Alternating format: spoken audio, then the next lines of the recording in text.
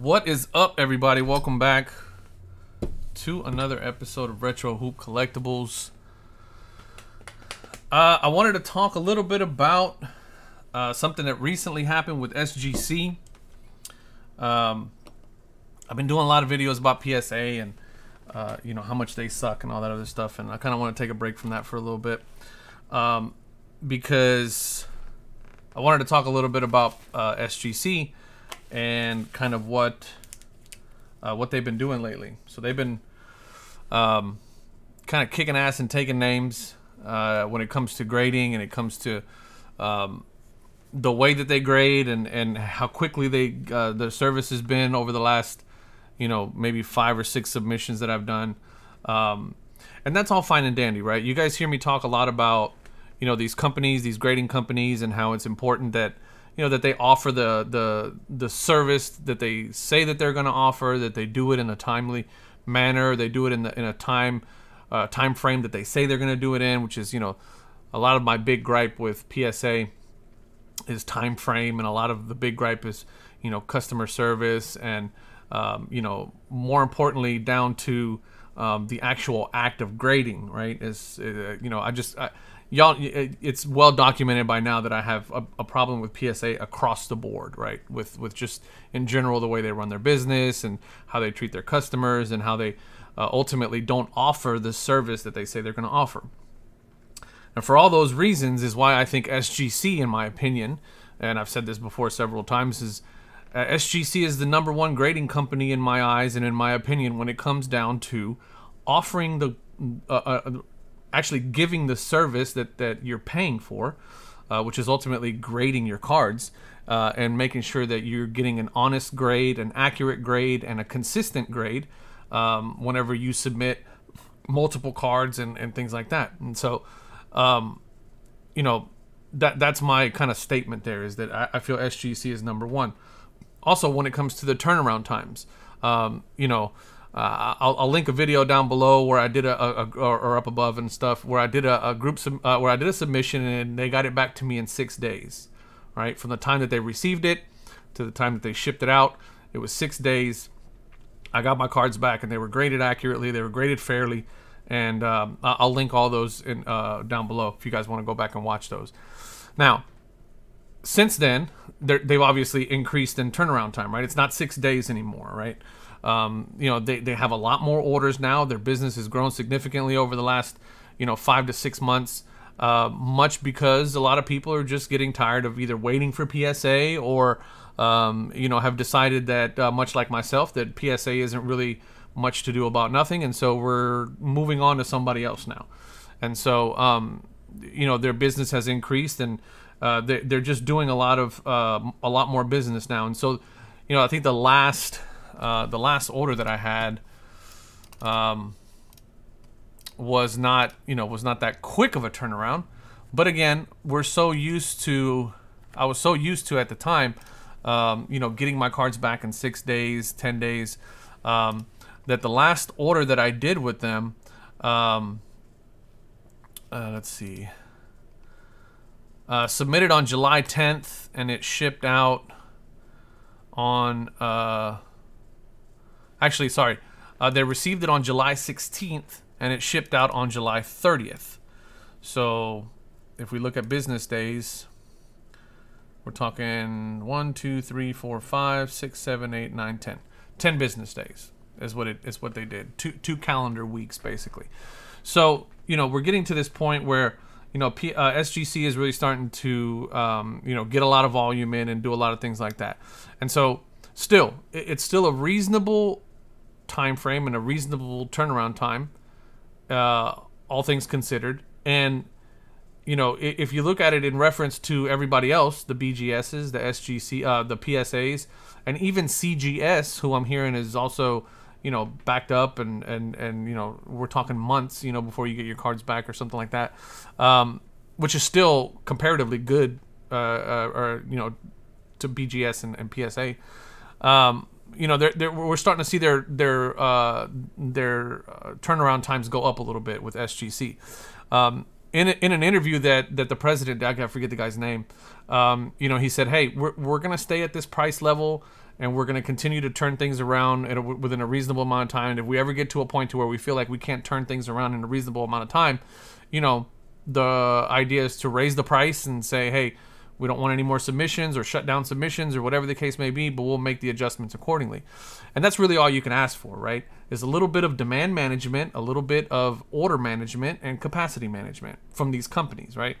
I understand that there's going to be an influx coming in, but it's stuff that they can deal with, stuff that if you're a well-managed company, you can deal with that kind of stuff. You can make the decisions because the influx is there. The incoming orders are there. You're seeing the data on a day-to-day basis, hopefully. And then you can make adjustments accordingly. So what I'm getting at is from a lead time standpoint, I believe SGC has done the right thing with managing the way that they're taking in orders and managing the turnaround times. From a order grading standpoint, or from a card grading standpoint, I feel like SGC is doing the best as well, because I have yet to receive a card from SGC where I look at the grade and there is just simply no way that I can see why it got that grade, right? And even myself, I try to be somewhat objective about it when I'm looking at a card that I'm going to send in, and I try to be as realistic as possible. And in the times that I've sent cards that I thought were 10s, maybe got a 9.5, and then as I looked at it, I'm like, yeah, you know what? Maybe that little nick or that little whiting on the corner that I thought wasn't a big deal might have been a big deal. But there's things that you can point to that you feel like, okay, this is probably what did it in. Now, granted, SGC doesn't have subgrades like BGS and HGA, which would be a little bit more helpful. It'd probably be the only thing that I would like to see SGC tweak is to add subgrades, because if they add subgrades, then to me they are by far the most transparent and best grading company there is, which I still think they are, but you know, that'd just be the one thing that they would have that'd be a check mark in my book. But again, I have yet to receive a card that I sent to SGC that came back that wasn't within a grade or a half of grade of what I felt like it was going to do, and what I felt like it should have done in accordance to their own grading standards that they have posted on their website. That's another very important thing to take into consideration. As we're looking through some of these, as I've purchased myself some of these PSA 5s, PSA 6s, if you go on PSA's website and look to see what the grading standards of a PSA 5 and a PSA 6 are, and then you look at some of these 5s and 6s, which I have done, and I have looked at them myself, it just does not match the description of what they say a PSA 5 and a PSA 6 should be. So from that standpoint, I think SGC is doing a really good job in terms of sticking to what their criteria is for the certain grade levels.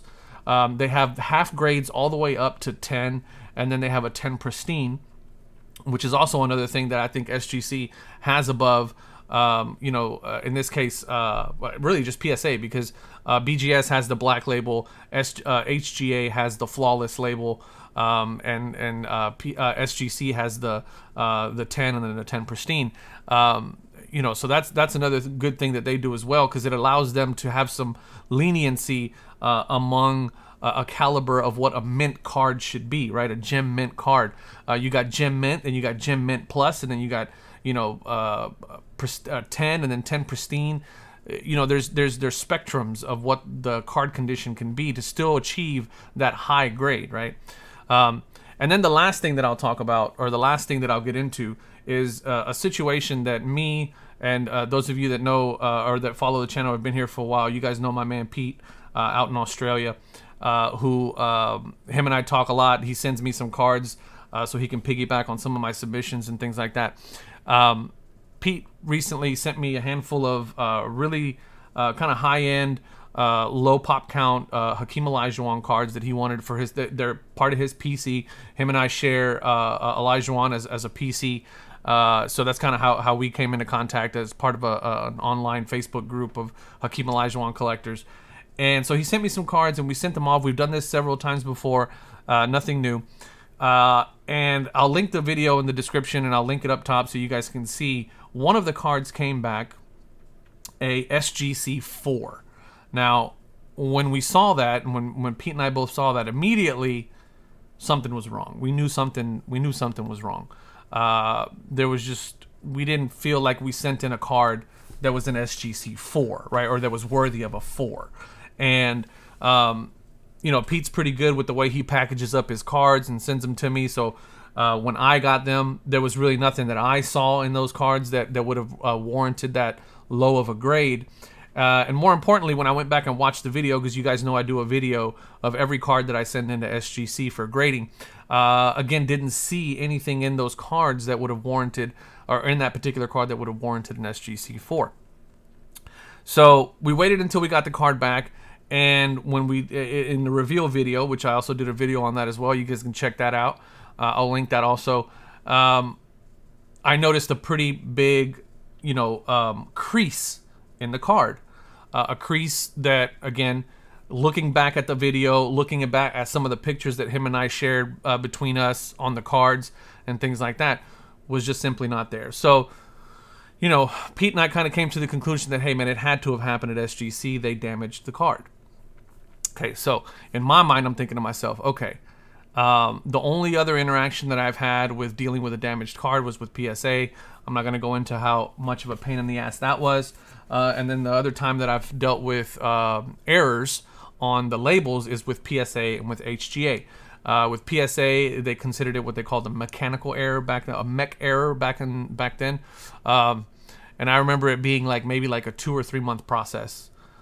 For me to send the car, you know, a couple of weeks to get emails back, and then a couple of weeks to finally figure out what they were going to do, and then video pictures and verification and all that stuff. And then finally they sent me, I had to send the card back to PSA, and then it took like 2 or 3 months to get them sent back to me automatically. And then the damaged card, I don't think I've heard anything back on that either. So, you know, I'm just thinking to myself, well, SGC, for sure, this damage happened at SGC.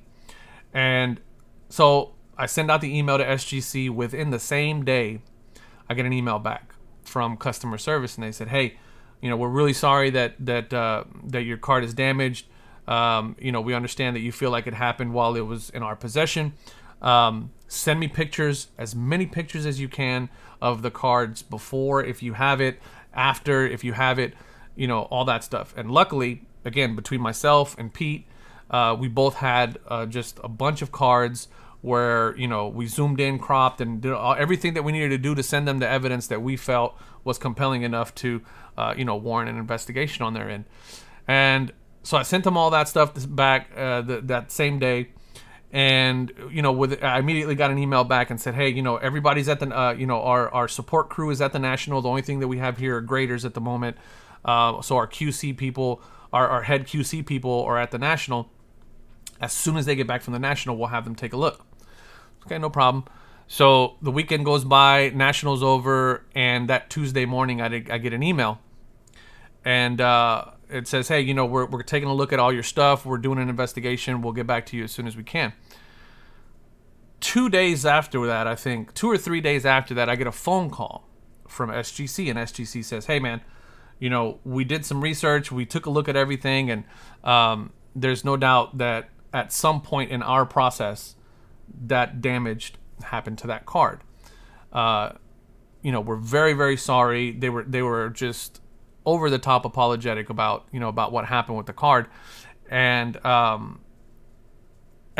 was it. There was really no like, well, I don't know, man. I don't think we did this. I don't think, you know, it was, no, listen, you know, you provided enough evidence of the cards before and then evidence of the card afterwards, and there's definitely some damage.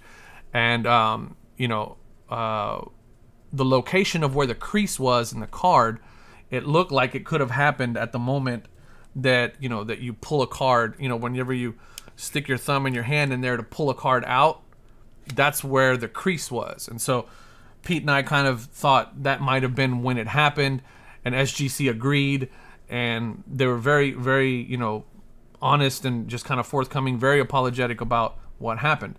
So they made us an offer in terms of what they felt was fair market value, which exceeded what Pete and I thought was kind of fair market value. So we were very happy from that standpoint. But then they also offered to either send, you know, they were going to send us the card back no matter what. So they were going to pay us fair market value for the card, and then send the card back to us.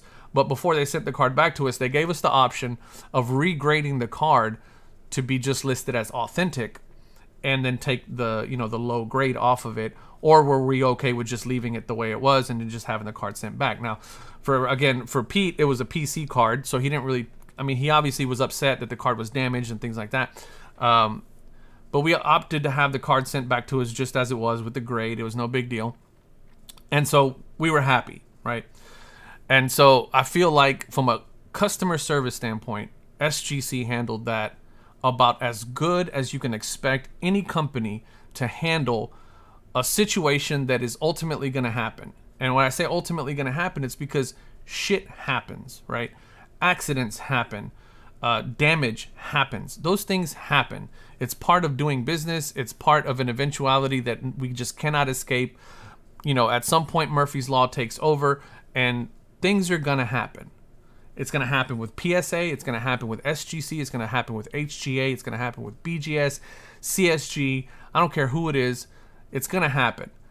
The big difference is how is that company going to respond to an issue when they are at fault? Okay? And how much are they going to fight you tooth and nail to admit fault, right? Because they could have very well said, you know what? Yeah, I see you got some pictures here and some pictures there, but there's really no evidence that it happened here. So sorry. Deal with it, right? But what matters is what a company's going to do when they mess up, or when they feel they messed up, or are they going to think about it in terms of, like, could we have messed up? Is this something in an operation within our process that could have caused damage to this card? And that's ultimately what they came to the conclusion was, is that there's one operation that we feel where this card could have been damaged in this way, and the damage that's on the card is in line with the only time that we actually put hands on a card in a process where we transfer it from one place to the other. And so for them, everything lined up. They took responsibility for it, and they took care of me, or us, as customers. And again, that's all you can ask for from a company, right? Is that when an accident happens and a mishap happens, do they take responsibility? And in this case, SGC absolutely did.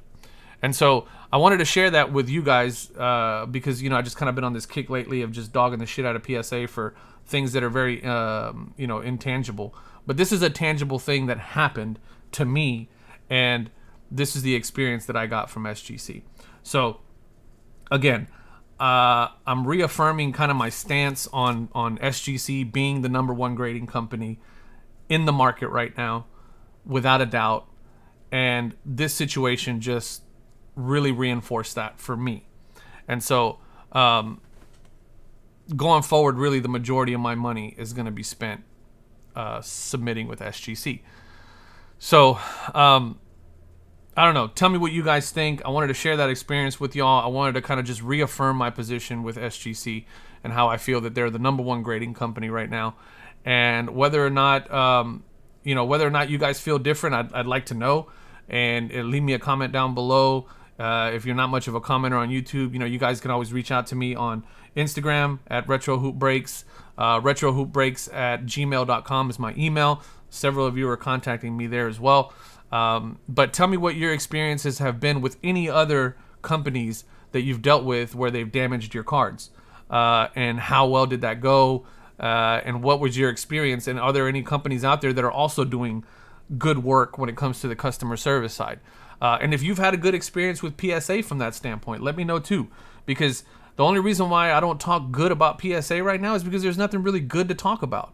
So give me a good story that you got from PSA where you walked away feeling like you got taken care of as a customer.